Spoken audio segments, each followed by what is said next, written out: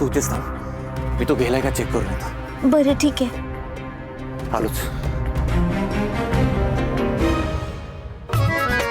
कधी असं वाटलं नव्हतं की केक कडू कारलं एवढं गोड होईल.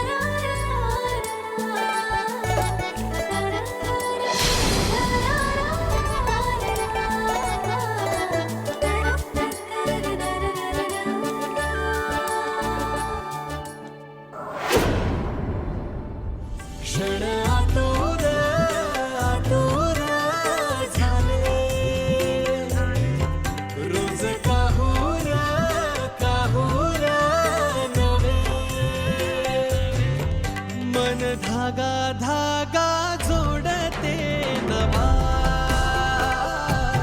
मन धागा धागा रेशमी दुआ, मन धागा धागा जोडते नवा, धागा धागा रेशमी दुआ.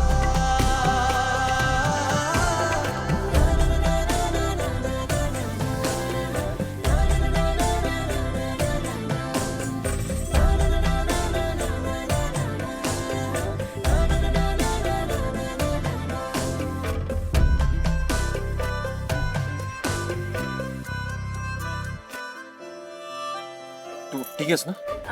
हो ठीक आहे. मी आणि तू सांगितलंच नाहीस, तू इथे का आलेलीस? अहो ते सकाळी नाही का गजाभाऊ सांगत होते की बंगल्यावर नोकर हवेत म्हणून. मग काय झालं तेच? कोणी कामगार तयार नाही आहेत का यायला? सर मला असं वाटतंय की आपणच जाऊ बंगल्यावर नोकर बनू. काय तू तू तू काय बोलते? तुला वेळ लागलाय का? आपल्याच घरात आपण नोकर बनून जायचं? असं नाही होणार, हे शक्यच नाहीये.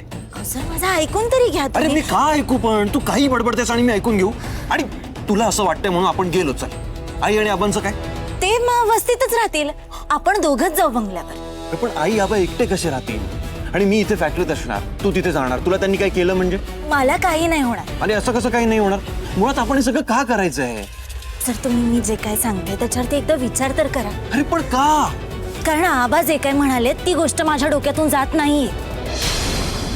आणि सर आबा उगाच बोलणार आहेत का? आणि ते जे काय म्हणतायत त्याच्यावरती जर आपल्याला शहानिशा करायची असेल तर तिकडे असणं आपण जास्त गरजेचं आहे. हे बघा सर, हा एकच पर्याय आहे आपल्याकडे. तू जे काही बोलतेस ना ते मला अजिबात पटत नाही. बरं सर ठीक आहे, तुम्ही एकदा शांततेत विचार तरी करा. हे एवढंच सांगायला मी इथे आले होते. मग घरी येऊन आपण बोलू सविस्तर ह्याच्यावर, ठीक आहे? तुम्ही लक्षात घ्या की हा एकच मार्ग आहे आपल्याकडे. हे बघा सर, त्या घरात जर आपल्याला जायचं असेल ना तर नोकर म्हणून जाण्याशिवाय आपल्याकडे दुसरा पर्याय नाही. तुम्ही विचार करा. चला येते मी. हा राणी, सावकाश जा. हो.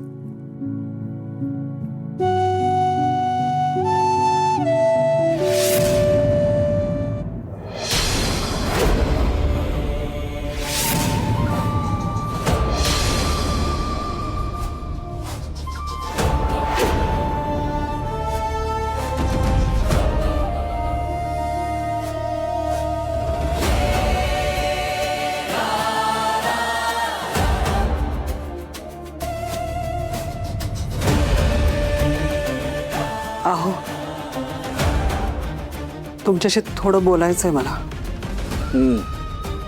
बोला, बसा. तुम्ही आता एवढीशा कारणावरून उर्मिलाची माफी मागितलीत?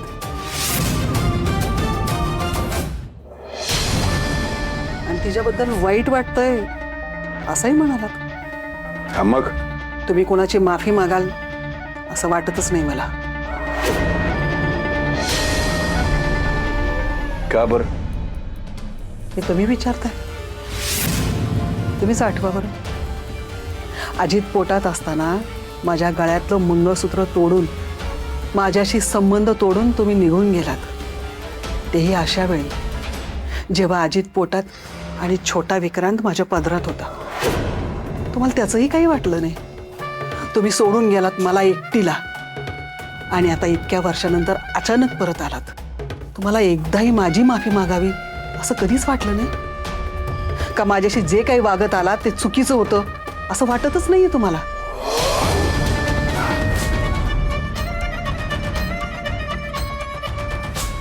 एक गोष्ट लक्षात ठेव रत्ना, माणसाला त्यानं केलेल्या त्याच्या प्रत्येक चुकीची शिक्षा त्याला याच जन्मात भोगावी लागते. आणि मी तुझ्याशी जे वागलोय त्याची शिक्षा भोगून झालीय. लय लय सहन केलाय मी, खूप सोसलाय. आणि तरी सुद्धा तुला जर असं वाटत असेल की मी तुझी माफी मागावी, मागतो मी माफी. पण तू एक गोष्ट लक्षात ठेव आणि कबूल कर की जेवढे आम्ही चुकलो होतो तेवढी तू सुद्धा चुकीची होतीस. मी काय केलं? काय केलं? त्या आबावरती डोळे झाकून विश्वास ठेवला, आपल्या नवऱ्यापेक्षाही जास्त. तो तुमच्याशी कपटीपणानं वागतोय, पण ही गोष्टही तुला साधी कळली नाही. त्याला सगळं माझं ओरबाडायचं होतं. मी तुझ्यापासून लांब गेलो याला सुद्धा तोच जबाबदार होता. पण याचा तू कधीच विचार केला नाहीस, फक्त मला दोषी मानत आलीस. नाही, पण म्हणून माझं काही चुकलंच नाही असं माझं म्हणणंच नाही. पण मी तुझ्याशी जे वागलो त्याची शिक्षा भोगून झाली आहे माझी. पण तू मला साथ केली असतीस, मला अडवलं असतंस, तर माझ्या आयुष्याची अशी फरफट झाली नसती. उर्मिला लहान आहे, ती मला ओळखत नाही. आणि तिच्या दृष्टीनं मी जर चुकीचं ठरलो असेल तर लेकीसाठी मी माफी मागून मोकळा झालो. पण तू मला ओळखत होतीस ना, तू मला साथ दिली असतीस तर मला माझ्या लेकरांपासून लांब राहावं लागलं नसतं. तुझ्यामुळे मला माझ्या लेकरांपासून लांब राहावं लागलं. आणि तरी तुला जर असं वाटत असेल की मी तुझी माफीच मागावी, ठीक आहे, तयार आहे मी माफी मागायला. कधी माफी मागू मी? नाही, लगेच सांगू नकोस. शांतपणे वेळ घे, विचार कर आणि मग सांग.